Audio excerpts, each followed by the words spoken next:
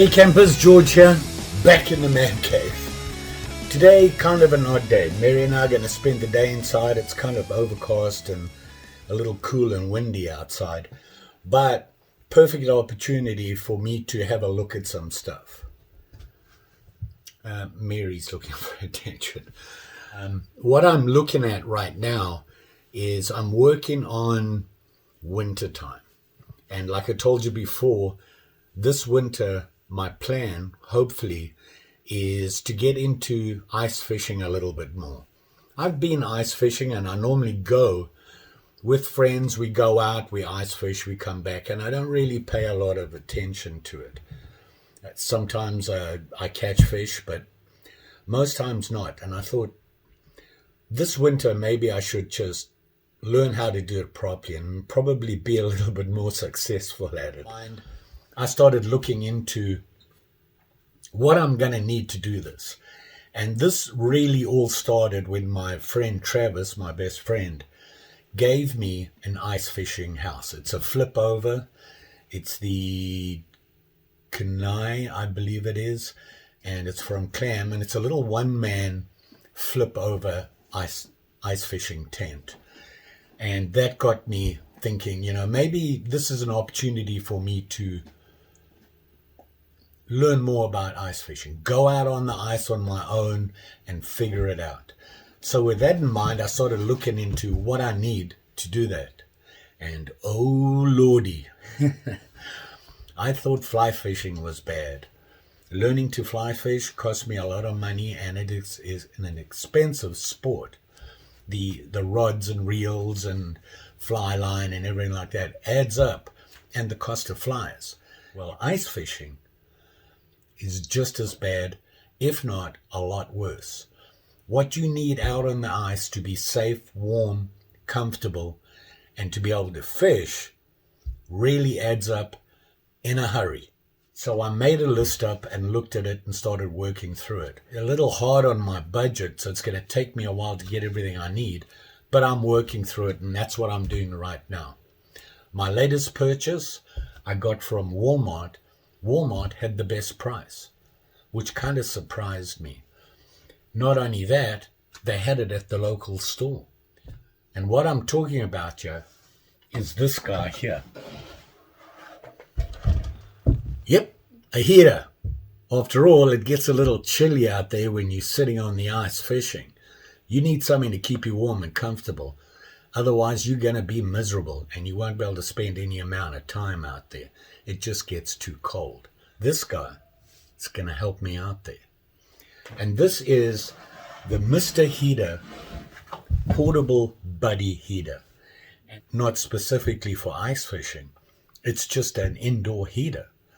And it works on propane. You can use the little portable 1 gallon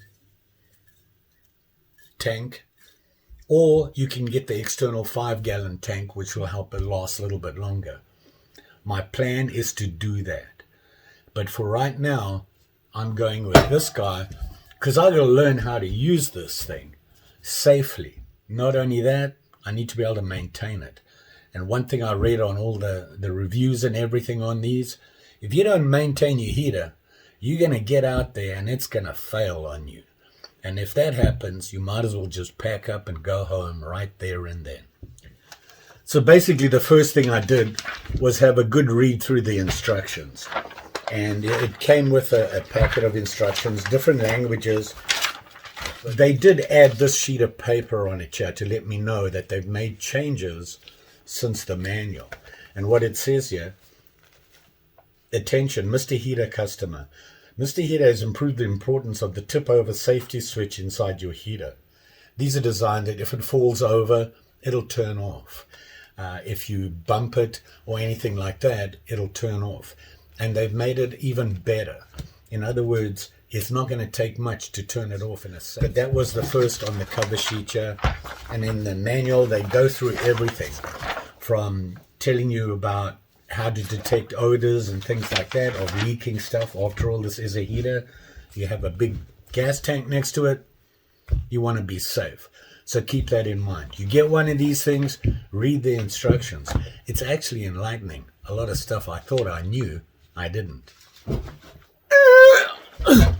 And here it is here. Actually, it's pretty light. Can you hear that? That's the tip over safety. And they do say that's what the cover sheet was about. It said when you move around like that, you'll feel something rattling or hear it rattling.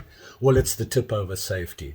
And they say, don't worry about it. It's doing its job. It is portable.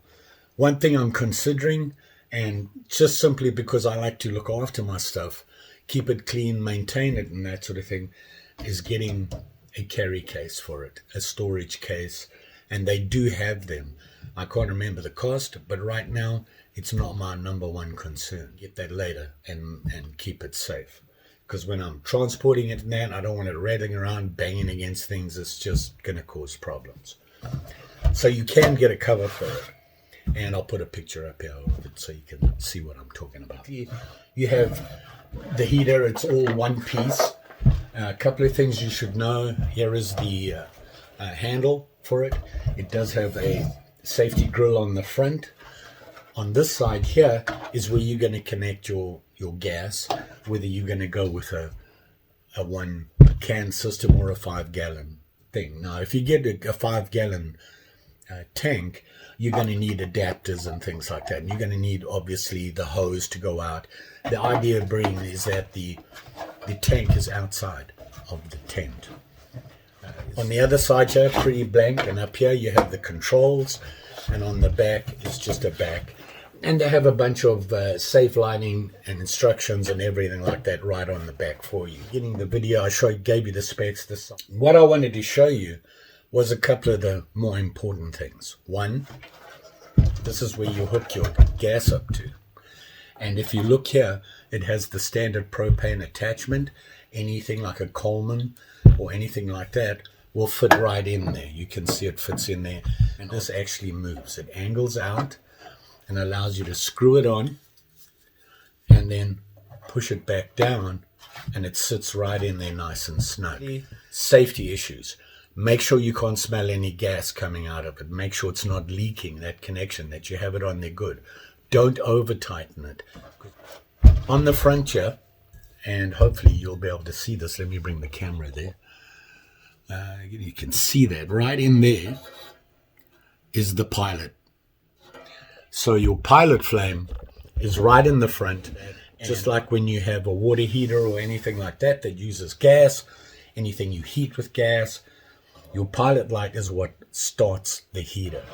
So no pilot light, no heater. So that's the number one concern, and so you need to look after that. You don't want stuff gathering up in there and things like that, so you want to keep that clean and safe. When it does come on, the pilot, it should be a nice blue flame. You have your pilot in the front there, and you have your grill. This grill can come off, by the way, and you simply it just pulls up, and you can take it off. It'll pull out. So you do have that, and it does go in the hole. In that hole, it is in there good. It takes a good tug to pull it out. So you have that grill there. It's obvious safety. You don't want it. I said on the side here, you can see you have your control. And this is where you're going to turn everything on and off. I know, guys, I'm being pretty simple about this. That's the way I work. I just like to keep things as simple as possible. And if I'm going to show you this and you're going to look at my video to see what it's all about, I just want to make sure you understand I'm no expert on this. I'm learning, and this is why I'm doing this. It helps me learn, be safe, and use it the way it should be, and hopefully it'll last me for a lot of years. On the side here, you can see here they have a little label on it, and I'll show you that right there. And that label says, bathroom, you have to have it on low setting, not on high. If you're in the bedroom, you can have it on low setting or the high setting. There's only two settings on this, high and low. That's it. There's no in-between control on it. So looking at the control here, if you look at it there, can you see that? It is labeled nice and clear, and it's in the off position. You have pilot, low, and high. So how the switch works is you have to depress it to turn. I can't just turn this knob. It won't let me do it, and that's a safety. One of the things you don't want to do is this to be accidentally knocked and it turns off or whatever, and you've got gas going everywhere, and it's kind of a mess. In order to use this, and you're going to change the position on the switch, you can see it goes down, and that releases it. So what you're going to do is according to the instructions, and we are going to do this, I'm going to go outside and do it. Hopefully it won't rain. It's going to be a little windy, which might be an issue. In order to light it, you're going to have, just like anything that's gas-controlled, propane, that sort of thing, you have to have a pilot light. You've got to get your pilot light started. Your pilot light, once you start it, stays on. It's what keeps the heater going. So you're going to press it down and turn it to pilot, just like that. Now, there is 2 press positions. Push it down to turn it to pilot. Okay, so I'll push it down, and it clicks into the pilot position. To start the pilot, you need to push down hard on it. Did you hear that? It clicked, and hold it in. That click is that piezo lighter, whatever it's called, will start the gas coming out and allow you to light the gas. And you're going to have to hold that in for a little bit, probably about 30 seconds. It'll certainly light up right away, but you want to keep it on for a while and make sure it stays on. After about 30 seconds, you can release it, push it down a little bit, and maybe go into a low position and watch the heat up. And then once that's done, you can go to high or whatever. To turn it off, you simply push down, off position, shuts off the gas, and you're all good to go. Remember, it's going to be hot. So, especially this front grill, it's going to have heated up. And, you're not just going to throw this in the back of your car, because this might be too hot and cause a fire. Keep that in mind. Touching it as well could burn yourself. Just saying. The other thing to keep in mind is the first time that you use this, they do say you're going to see some odd things happening. First off, you've got to get used to the way it burns. If you look at the front piece here, and I'm talking about the actual area where the flame is going to be heating up, which is that whole white piece there, you will see white all the way around the edge when it is lit. That is normal. It's the way it is designed. First time you light it up, everything is new. This has a special coating on this, which is a heat-resistant coating. They say that when you heat it up, it might smoke a little bit because it's burning in, that sort of thing. Don't panic. That'll go away eventually. It'll just burn off with use. So that's what I know about the buddy heater. It's not a lot, but it's a start. And I'm hoping this thing's going to keep me warm and toasty and comfortable inside my house. From what I've heard, I won't need to put it on high. Low in a little one-man thing, it will be more than enough to keep me warm. We'll see. Let's go fire it up. Okay, so here we are outside, and we're going to fire it up. Obviously, first, before we do that, got to put the canister on. First thing you want to do, this is propane, by the way. Take your lid off your cap, and you can see the propane connector there.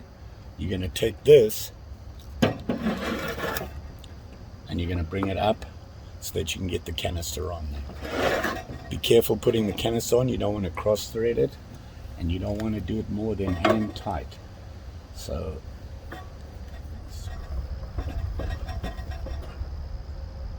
and you don't want it more than hand tight. Give it a good snug with your hand.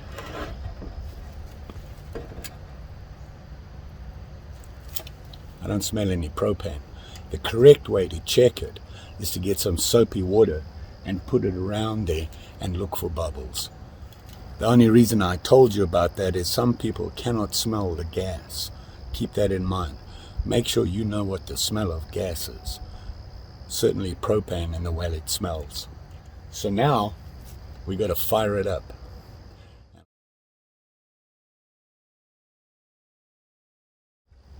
So as you can see right now, it's been going for a while, and you can see that orange glow around it and the white edge on it. That ceramic, which is what I think it's made of, doesn't heat up on the edges, obviously, only where there's holes in the ceramic where the gas is coming through. Pilot light's looking good. It's a little windy, a little breezy, but it's handling it. I can hear it flicker now and again, but it's not a big deal. Different color. You can see it's getting orange there.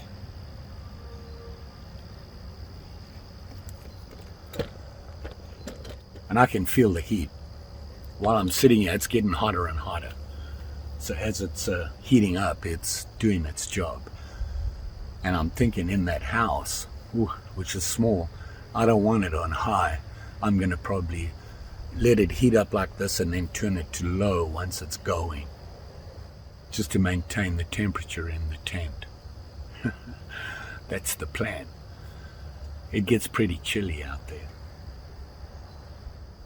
And I can see, like I was telling you, on this guard on the front here, I can see how there's stuff starting to burn off on it. I can actually physically see it. How very exciting is this? So what I'm going to do now is I'm going to turn it so that it's no longer on high. I want to turn it down to low and see. Let's see what happens. Remember, I can't just turn this knob. I've got to push it in and bring it down to low. And when I hit low, it'll pop back up. And you can see right away that orange glow on the front is not as bright as it was before. So obviously it is on low. And I can hear it now. I can hear the breeze affecting it. Obviously not as much gas coming through right now. What I'm going to do right now is I'm going to go back inside, turn it on there. We'll turn the lights off so we can see just how that orange glow is and see that white edge. And check it out. Can you hear it? The breeze is picking up. Can you hear the pilot light flickering? Well, not flickering, but the flame is flicking around the pilot light because the wind is blowing on the gas. Turn it off, push down on the knob, turn it around all the way to the off, let it go, and it'll pop back up.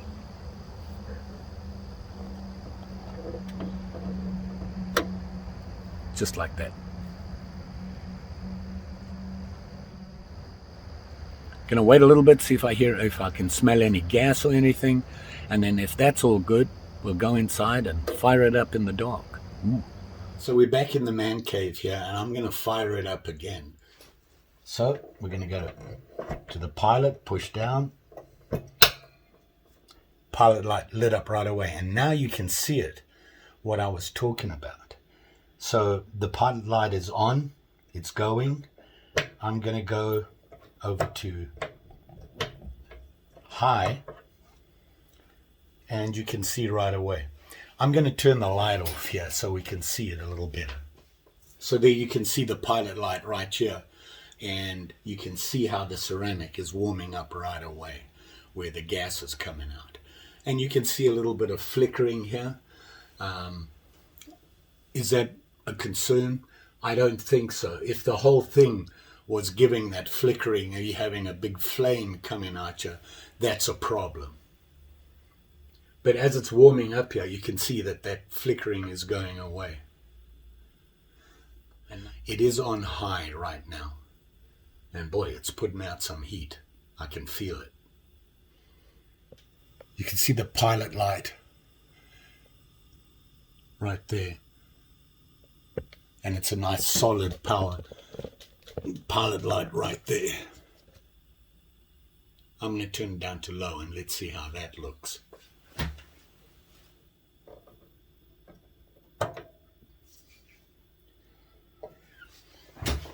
You will know when you're in the right position because as you turn it, the knob will pop up and extend itself. You know you're in that position that you've chosen. And you can see that the glow has dropped down a little bit here. It's not as obvious as before. It's still giving out a lot of heat.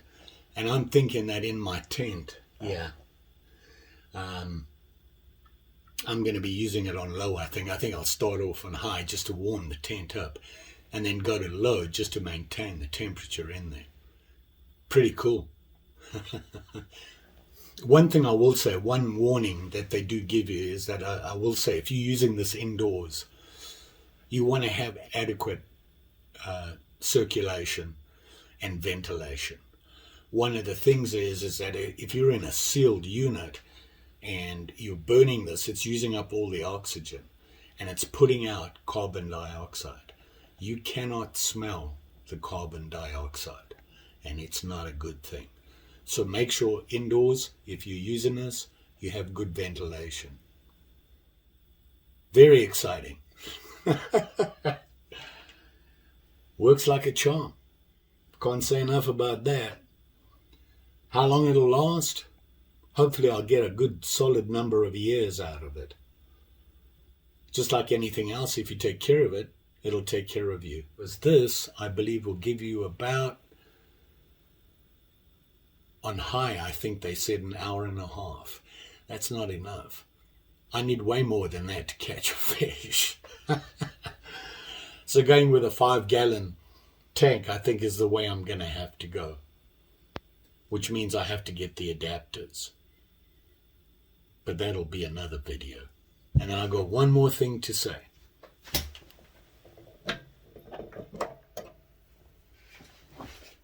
Don't forget, like, share, subscribe. You know the story.